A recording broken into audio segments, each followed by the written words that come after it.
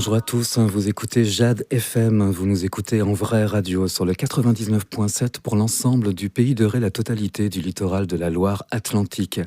Jim à l'antenne pour l'entretien et les rencontres de Jade. Aujourd'hui, 2 invités en plateau. J'ai le plaisir d'accueillir Virginie Merceron. Bonjour. Bonjour Jim.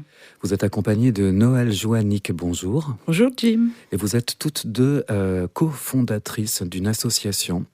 Laquelle ? Elle s'appelle Réinventons-nous et elle a aujourd'hui 1 an. C'est l'occasion de lui dire bon anniversaire. Bon anniversaire, Réinventons-nous. Voilà, c'était il y a 1 an que l'aventure a commencé, une histoire personnelle finalement, on pourrait dire Noël. Tout à fait, oui, ça part déjà de nous. On a commencé par nos réinventions personnelles. Il y a quelques années, on a arrêté nos activités professionnelles pour repenser nos vies, revoir nos modes de fonctionnement. Et en fait, l'association est arrivée un peu par hasard. Une histoire de réparation toute bête, un appareil en panne à la maison et de se dire mais comment est-ce qu'on fait pour ne pas jeter ? Et là, pas de réponse sur le territoire, ou en tout cas pas assez proche selon nous. Il fallait qu'on aille Nord-Loire ou en Vendée ou à Nantes. On s'est dit créons quelque chose ici. Le Ripper Café de Pornic est arrivé dans ce cadre-là et ça a été la première pierre de Réinventons-nous. Il fallait bien commencer aussi par marquer son territoire et à s'implanter. Oui, vous vouliez ajouter quelque chose, Noël ? Oui, non, mais c'est ça. D'abord, c'est le Ripper Café. Puis au moment de créer l'association pour le Ripper Café, on s'est dit, mais en fait, on a plein d'idées et puis on a bien avancé sur nos transitions écologiques personnelles. Peut-être qu'on peut accompagner d'autres personnes sur ces transitions. Donc, c'est comme ça qu'on a dit, réinventons-nous, aidons les personnes à se réinventer et on a commencé avec le grand public. Et ce qui est génial, c'est que lorsque le Ripper Café est arrivé, en fait, vous avez pratiquement fait salle comble, si j'ose dire. Oui, ça a tout de suite fonctionné, comme quoi il y avait une demande, en fait. Et le public est venu. C'était à l'époque au Hawk, le bar qui a fermé depuis, en haut de la Ria. C'était un endroit qui s'y prêtait très bien et dans lequel on a fait salle comble régulièrement. On a eu jusqu'à 100 visiteurs par soirée. Aujourd'hui, c'est des chiffres extraordinaires. Si on regarde 1 an plus tard, le Ripper Café. Combien d'objets réparés ? On s'est dit 200, je crois, de mémoire. C'est ça, c'est à peu près 25-30 objets qui viennent au Ripper Café. On en répare à peu près les 2 tiers. Voilà. Et on a fait 10 Ripper Café en 1 an. 10. Voilà. Avec 50 à 100 visiteurs par Ripper Café. D'où l'engouement du public face à l'obsolescence programmée, notamment, mais ça, on pourrait y consacrer une émission entière. Et aujourd'hui, on va parler d'économie circulaire. Qu'est-ce que c'est l'économie circulaire, votre définition ? Alors, moi, je dirais c'est une finalité de préservation de la planète. Donc, c'est faire avec moins, utiliser moins de ressources, en fait. Donc, à travers l'économie. C'est donc imaginer une autre réponse économique qui préserve la planète. Voilà, plus économe. On a parlé du Ripper Café qui s'adressait à des particuliers qui venaient avec un objet en panne et qui souhaitaient le réparer, qui repartaient avec un objet qui marche de nouveau. Et votre démarche aujourd'hui, sous l'égide de cette économie circulaire, c'est d'étendre votre conception de la vie, en fait, aux entreprises. Oui. Et c'est la raison pour laquelle vous organisez une rencontre ça va durer 3 heures. C'est programmé le jeudi 30 mai de 18h30 à 21h30. Ça va se dérouler à la mairie annexe de la Birochère à Pornic. Qu'est-ce qu'on va y faire ? Parce que dans le dossier de presse que vous avez eu la gentillesse de me transmettre, j'ai vu qu'il y avait pas mal de points importants. Approfondir les limites du système linéaire, comprendre les opportunités offertes par l'économie circulaire, découvrir des exemples locaux et inspirants, et repartir avec une vision positive et une envie d'agir. Mais il va y avoir également des ateliers pratiques de démonstration. Concrètement, ça va être quoi ? Alors là, vraiment, cet atelier, on le dédie aux entreprises, c'est-à-dire aux commerçants, aux artisans, aux indépendants du Pays de Ré. Et cet atelier, c'est ludique, interactif, c'est vraiment très vivant. où vraiment les participants vont pouvoir prendre conscience du système linéaire. Les systèmes linéaires, c'est notre économie actuelle, c'est-à-dire c'est une économie basée sur l'extraction de matière, où les objets prennent de la valeur pendant leur fabrication et l'usage, et puis après on jette tout. Et donc l'économie circulaire, donc déjà ils vont prendre conscience des limites de système actuel, et puis on va aller découvrir qu'est-ce que l'économie circulaire et sur quel levier on peut agir pour avoir une économie plus vertueuse. Comment consommer moins de matière, comment recirculariser, réutiliser ce qui pourrait être pour certains des déchets, mais pour d'autres des ressources. Comment travailler plus de manière, créer une synergie territoriale entre les entreprises. Donc on va aller explorer plein de pistes avec les entrepreneurs. Et il y a déjà plein de choses qui existent, mais qui sont complètement méconnues. Il y a déjà plein d'entreprises, d'associations qui proposent plein de solutions très concrètes. On a discuté déjà avec les entrepreneurs, on voit qu'il y a plein de questions sur les emballages. Comment on fait pour faire moins d'emballages, pour utiliser moins de plastique? Comment on fait pour dépenser moins d'énergie, pour produire mieux, autant, mais avec moins d'énergie?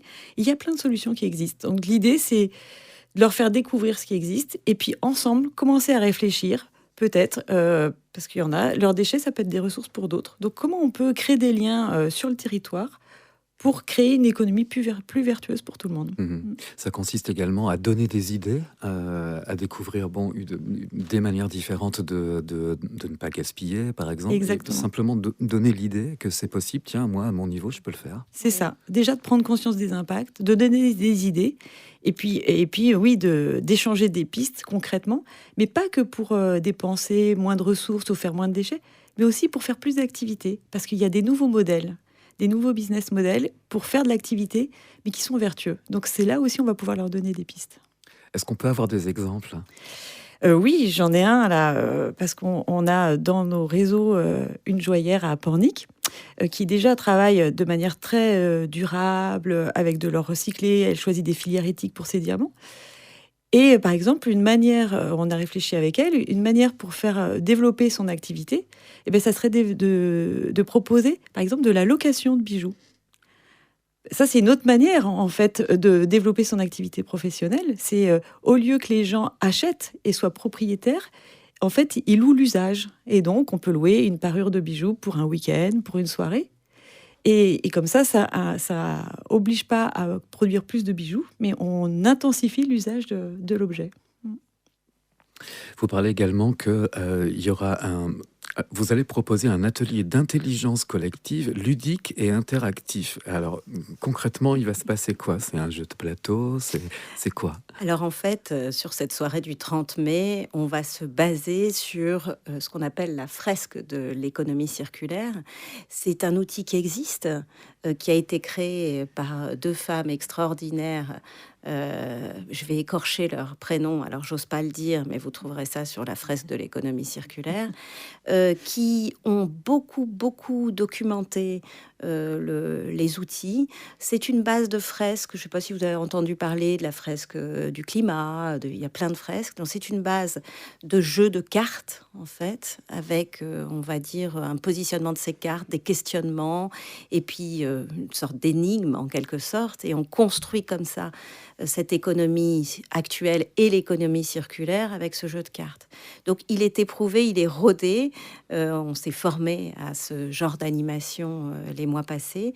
On l'a déjà utilisé. Donc on trouve que c'est un très beau support pour démarrer, en fait. Pour démarrer. Ensuite, c'est plein d'autres choses qui vont se créer, mais c'est un très bon démarrage. Tu rajouterais quelque chose, Noël ?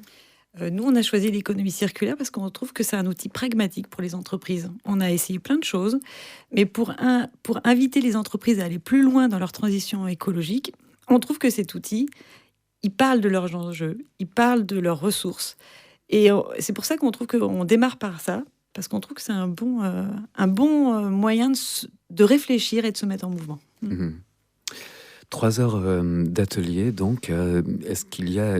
Alors, j'imagine qu'il y a une présentation, ce qu'on vient de s'échanger, ne serait-ce que présenter votre propre vision de l'économie circulaire. Il y a déjà des entreprises que vous avez contactées ou qui vous ont contacté et qui sont prêtes j'allais dire, presque à franchir le pas, ne serait-ce que vous rencontrer et en savoir plus. Oui. Alors, on a déjà des inscrits, en Mm. fait, hein. Donc, pour cette soirée, on n'est pas encore complet, mais on a des inscrits. Et c'est assez enthousiasmant parce que c'est des gens avec qui on a des liens plus ou moins récents, mais on a eu des échanges. Et du coup, cette envie est apparue. Après, on ne sait pas et on ne s'impose pas de savoir jusqu'où ça va aller, comment ça va aller. Mais ils feront partie de cette soirée du 30 et va se créer, c'est ça la merveille aussi du laisser-faire, ce qui aura à se créer. Mhm. Oui, Noël. Oui, non, mais là, on a eu de très bons contacts avec des entrepreneurs, des commerçants. On a eu beaucoup de femmes là qui sont inscrites et qui se posent vraiment des questions pour faire mieux leur activité, pour plus respecter la planète, pour pas installer une climatisation, pour revoir vraiment les emballages. Pour vraiment, c'est ça qui est enthousiasmant pour nous, c'est qu'on rencontre des gens qui ont des valeurs similaires et qui se questionnent et qui sont prêts à se regrouper à plusieurs pour aller plus loin. Mhm. Il y a aussi toute une question de logistique, parce qu'on parlait beaucoup des déplacements courts, en tout cas d'un commerce qui ne nécessiterait pas de longs déplacements, parce que ça pollue forcément. Toutes ces entreprises-là sont concernées. Je veux dire, il y a plusieurs catégories d'entreprises, ça concerne absolument tout le monde. Oui, ça concerne absolument tout le monde. Après, les réponses sont certainement par secteur d'activité, par taille aussi d'entreprise, mais le rythme dépend de chacun. Mais le sujet correspond à tous. Et un sujet récurrent qu'on voit apparaître aussi dans ces sujets-là, c'est comment finalement j'arrive à valoriser mon produit ou mon service. C'est-à-dire comment est-ce que à travers finalement un vrac, par exemple, dans un magasin, j'arrive à le vendre à un prix qui valorise la prise en compte de l'environnement et pas je le vends à rabais parce que j'ai pas mis d'emballage. C'est changer de regard sur la qualité et la préservation de l'environnement qu'on apporte. Changer d'habitude. Changer d'habitude et même pour l'entrepreneur, en fait. C'est pas parce que j'ai pas mis d'emballage qu'il vaut moins. Non, c'est parce qu'en fait, j'ai fait un choix de ne pas mettre d'emballage et que du coup, je crée un autre circuit de logistique, mais aussi de fabrication, de distribution, que je crée de la valeur pour l'environnement et pour le consommateur. Dernière question, elle est collégiale.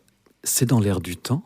Il y a une prise de conscience? Est-ce que vous sentez qu'il y a une espèce de basculement quand même de regard, d'idéologie presque autour de cette économie circulaire? Je n'irai pas jusqu'au basculement.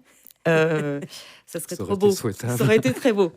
Par contre, on rencontre des gens qui sont sensibles, des gens qui se posent des questions. Et ça, c'est très bon. Enfin, voilà, ça va vraiment dans le sens. Aujourd'hui, il y a une urgence, il y a un besoin de revoir son économie. Il y a un certain nombre de personnes qui sont sensibles et qui sont prêtes à bouger. Il y a des gens qui ne sont pas du tout concernés. Donc, ce qu'on sent, c'est que au niveau national, au niveau des collectivités, ils sont très conscients et ils poussent. Voilà, on sait que l'ADEME pousse, on sait que les communautés de communes poussent et essayent de sensibiliser le plus possible les entreprises. On a un partenaire, Pornic Aglo, une partie du Pays de Ré, donc, qui se sent très concerné sur ce sujet-là. Après, on ne peut pas faire à la place d'eux, c'est-à-dire que c'est comment est-ce que finalement ce tissu économique se mobilise et se sent concerné et acteur. Mais comme d'autres, on est tous co-acteurs de ce sujet. Donc on vous donne tous rendez-vous, c'est jeudi, on sera donc le 30 mai, c'est de 18h30 à 21h30, ça se déroulera à la mairie annexe de la Birochère à Pornic. Il y a une adresse mail sur laquelle on peut vous contacter, voire même de réserver parce que les places sont limitées. contact@réinventons-nous.org, contact@réinventons-nous.org. Ou alors directement, vous tapez Réinventons-nous sur n'importe quel moteur de recherche, en rajoutant Pornic si vous le souhaitez, ou Pays de Ré, et on trouve pas mal d'informations vous concernant. Merci beaucoup à toutes les deux. On vous souhaite une très belle rencontre pour jeudi soir. Je recevais aujourd'hui Virginie Merceron et Noël Joannick pour l'association Réinventons-nous. Merci beaucoup. Merci. Jim. Merci Noël.